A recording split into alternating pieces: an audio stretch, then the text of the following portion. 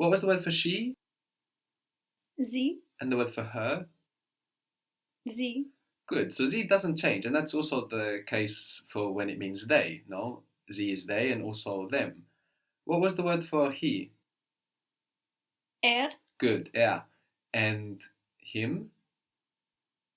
ihn, Ihn. Good. The word for, as in I made it for him, no, is für. Für. für, What am I pronouncing there? EU, Well, U actually, umlaut. it's the U with the umlaut, but the idea with the umlaut is that it adds a quality of an E, no? So actually, another way of thinking about this sound is to think of a U, and put your lips in the shape they are when you make an U, and keeping your lips in that shape, pronounce an E. U, für. Für. Exactly. That's it. So that's the idea that the umlaut adds a quality of an E. So für.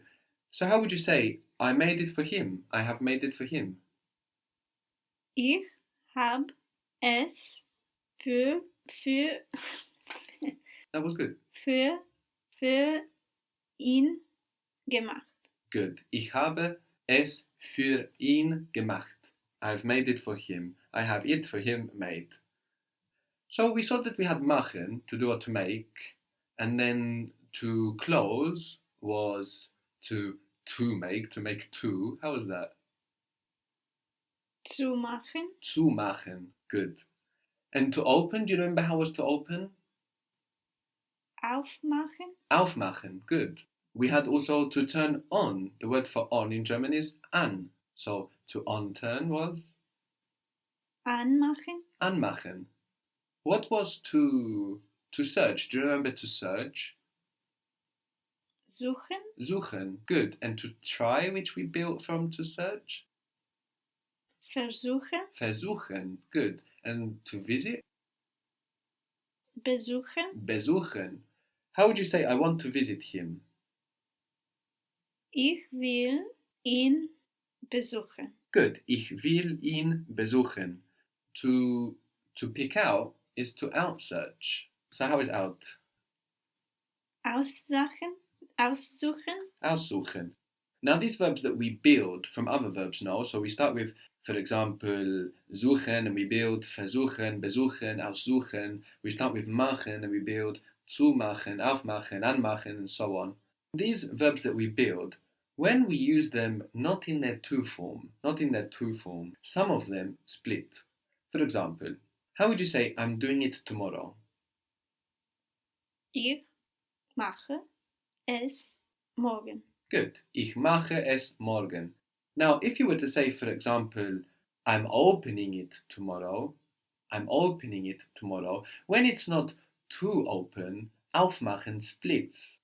Now, when aufmachen splits and we're left with machen and auf, what is auf? It's still a verb, or still part of a verb, no? So, when that verb splits, it's like we have two verbs. And that auf is going to go right to the end. So how would you say that? I'm opening it tomorrow. Ich mach es morgen auf. Good. Ich mache es morgen auf. So this is another great example of how German saves the picture right to the end. Though, because the person that's hearing that is understanding, I will do it tomorrow until I hear auf. And that changes the whole meaning to I will open it tomorrow. We could have ich mache es morgen zu. What does that mean? Ich mache es morgen zu. Close. Yeah, I will close it tomorrow. So you understand, I'll do it tomorrow until you hit zu, right on the end. What was to search? Suchen. Suchen. To try? Versuchen. Versuchen. How is I try or I'm trying? Ich versuche. Ich versuche. So here it doesn't split. Here versuchen stays whole. So sometimes this happens, sometimes we have this split and sometimes we don't. And there's a really easy way to know when you should do it. If the bit that we add to the verb to change its meaning is a word that you can use in its own right, We saw that aufmachen is to open, and I mentioned briefly that we can also say es ist auf to mean it is open. Auf is something we can use in its own right. So when aufmachen is not in its to form, that's going to split. That ver doesn't mean anything by itself. So for that reason it stays put. Versuche, I try, I'm trying. How was to understand? Verstehen. Verstehen. Verstehen. How do you say I understand? Ich verstehe. Ich verstehe. You will never hear ich stehe ver. This will not split off because it's not a word in its own right. But you might be asking yourself, well, how am I supposed to know what's a word in its own right at this stage in my German? No? Well, there's a very easy rule for that as well. If the bit that we add to the verb to change its meaning takes the accent, then it's a word in its own right. So let's see this with an example. To search. Give me that again. Suchen. Suchen. How is to try? Versuchen. Versuchen. Where is the accent?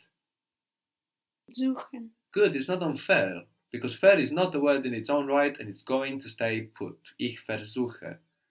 How is to visit? Besuchen. Where is the accent?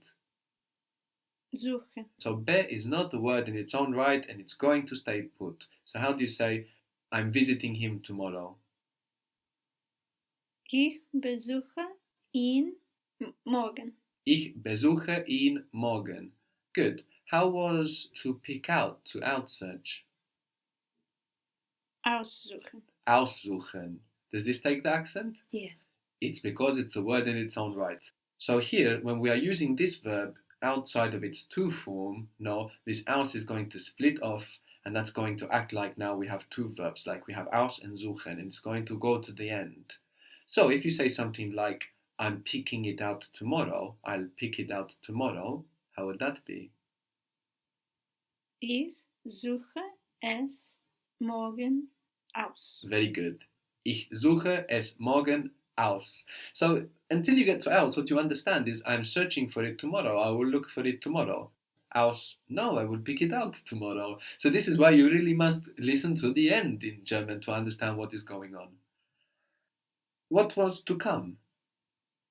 Kommen. Kommen. You remember to arrive? It means to come on.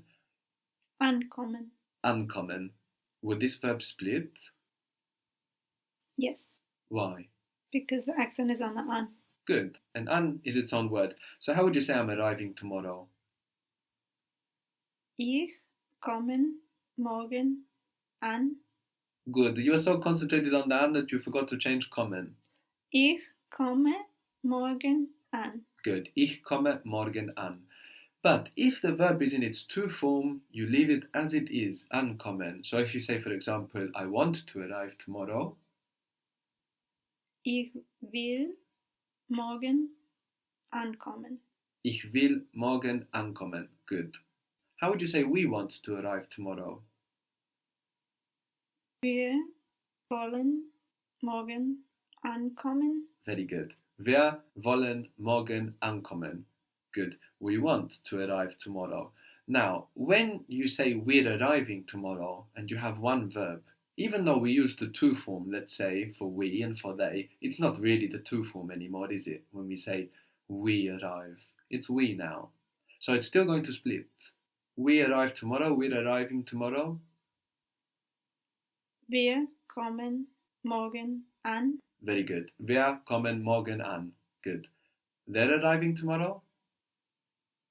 Sie kommen morgen an. Very good. Sie kommen morgen an.